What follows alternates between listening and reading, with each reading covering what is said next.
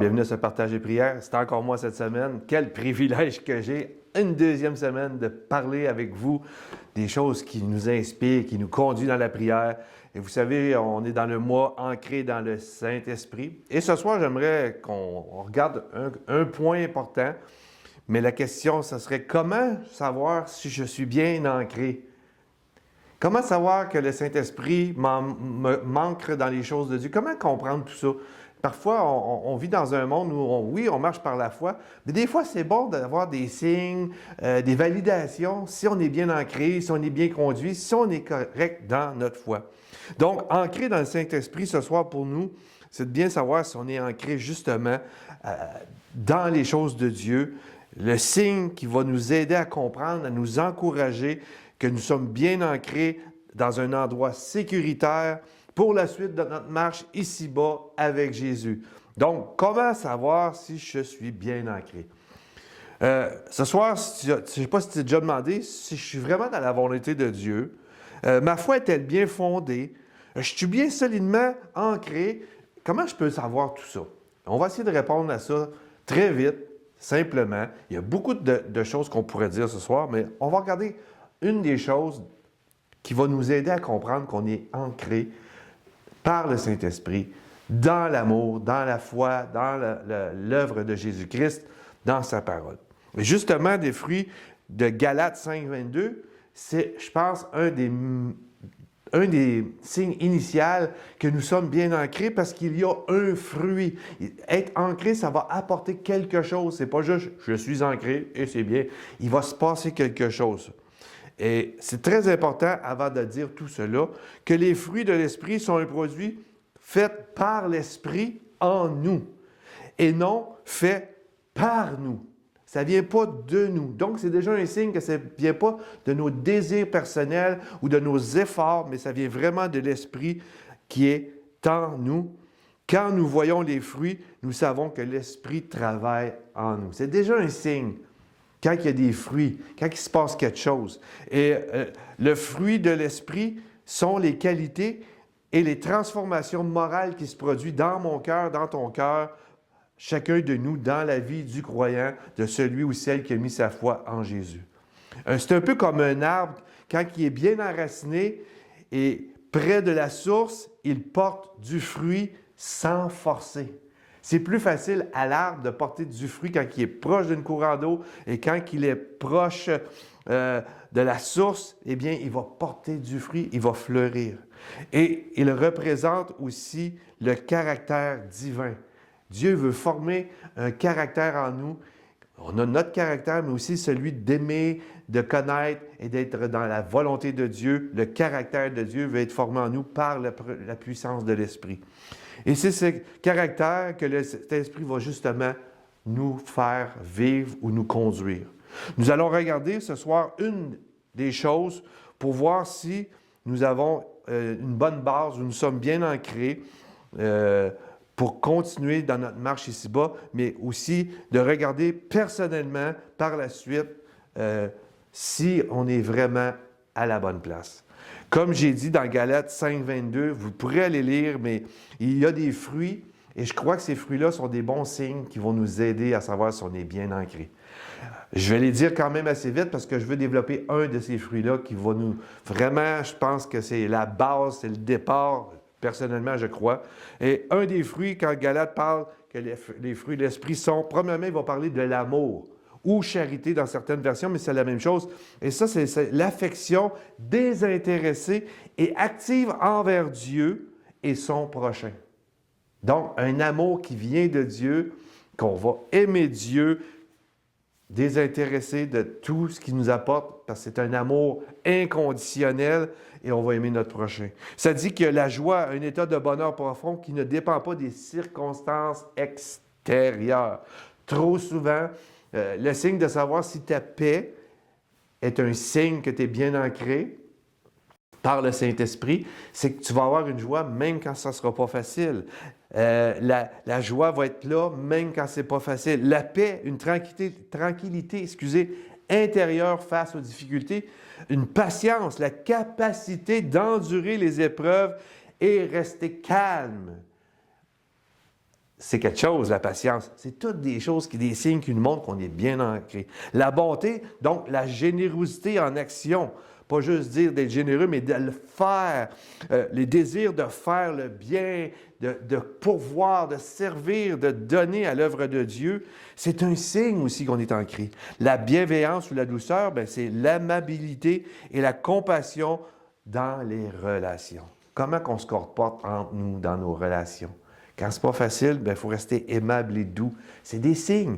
La fidélité, la constance, la loyauté, la fidélité, la fiabilité envers Dieu et envers les autres. Dieu est fidèle et c'est un fruit quand on commence à être fidèle envers Dieu et envers les autres. C'est un autre signe. La douceur, ou on peut dire l'humilité et la maîtrise des réactions agressives, être doux, la maîtrise de soi ou la tempérance, la capacité de contrôler ses désirs et ses émotions. Tous ces fruits-là sont des exemples que je suis bien ancré et des signes en nous que nous sommes bien ancrés.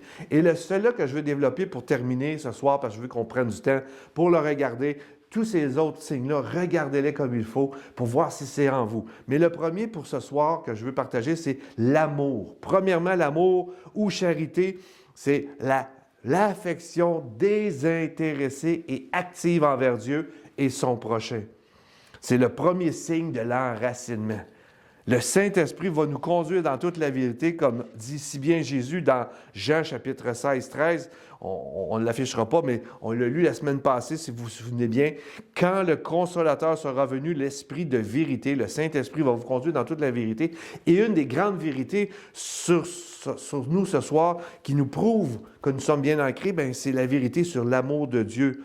Pas celle que le monde peut nous donner, mais un amour vraiment qui vient de Dieu. Elle va s'installer en nous et on va commencer à aimer comme Dieu. Donc, ça va être un signe.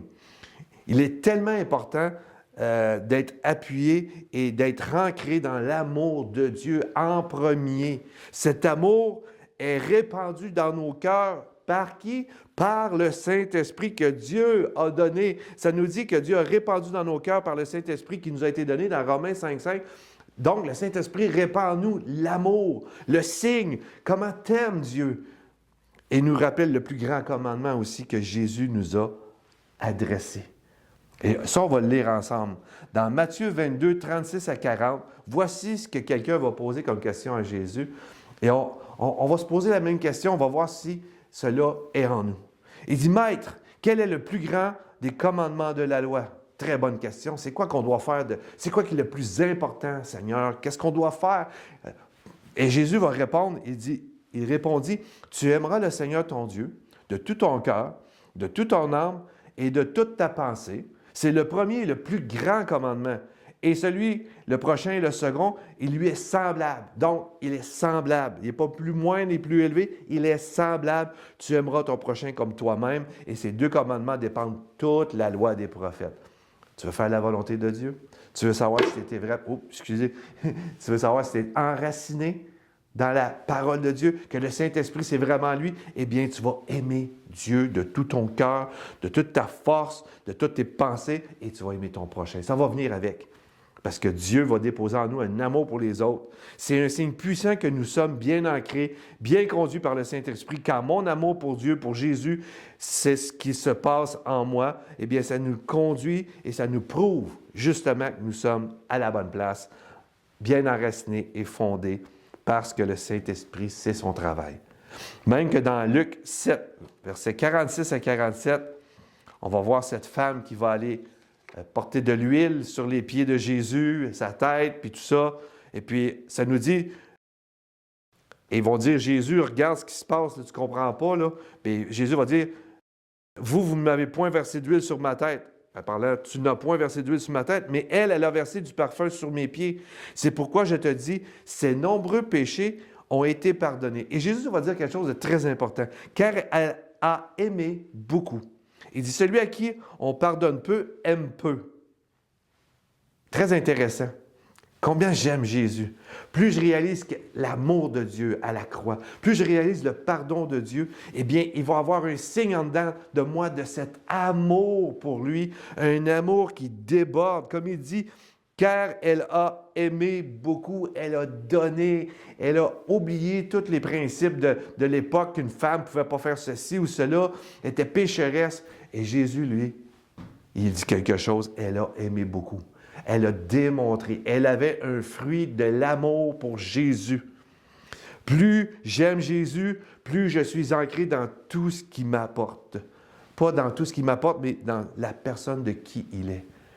Et une des choses que Dieu est, c'est un Dieu de pardon. Jésus est venu pour pardonner. Et quand on goûte au pardon, eh bien, on s'accroche et on ne s'ancre pas dans tout ce que Jésus nous donne, dans le sens matériel, mais c'est le bienfait du pardon de Dieu qui fait que nous sommes ancrés et nous voulons l'aimer inconditionnellement dans son amour. Ma question ce soir pour toi et moi, je me pose, est-ce que j'aime Jésus? Mais comment j'aime Jésus? Juste quand ça va bien? Quand je suis béni, comme on peut dire? Peu importe ce que je vis, dans les hauts, dans les bas, quand il fait beau, quand il fait moins beau, dans l'abondance, dans la disette, comment j'aime Jésus? Et il y a un personnage dans la Bible qu'on connaît qui s'appelle Job, a aimé le Seigneur jusqu'à la fin. Et si vous lisez ce récit, vous allez voir à quel point cet homme-là aimait Dieu, pas pour ce qu'il lui donnait. Il avait une foi pure, que je peux dire. Il aimait Dieu, peu importe ce qui lui est arrivé. Il a perdu tous ses biens, tous ses serviteurs. Il a perdu tout ce qu'il avait. Son entreprise a été mise à zéro. Et le comble, il a perdu ses enfants qui sont morts. Même que sa femme a dit « Maudit Dieu » et meurt. Et ce récit nous montre à quel point Job aimait Dieu malgré les circonstances. Ce soir, je veux vraiment aimer Jésus pour ce qu'il est. Pas pour ce qu'il me donne, mais pour ce qu'il est. Cet amour qu'on peut dire agapé est inconditionnel, désintéressé, qui ne dépend pas des circonstances. Job en est la preuve. Il y avait tout pour ne plus aimer Dieu. Et dans les temps difficiles, croyez-moi, c'est là qu'on voit à quel point on aime Dieu. On ne souhaite pas les temps difficiles, mais Dieu devient la source la plus importante, pas parce qu'il nous donne, mais parce qu'il nous aime. Et ce caractère-là, le fruit de l'amour pour Dieu, c'est le Saint-Esprit qui met ça en nous. C'est pas nous.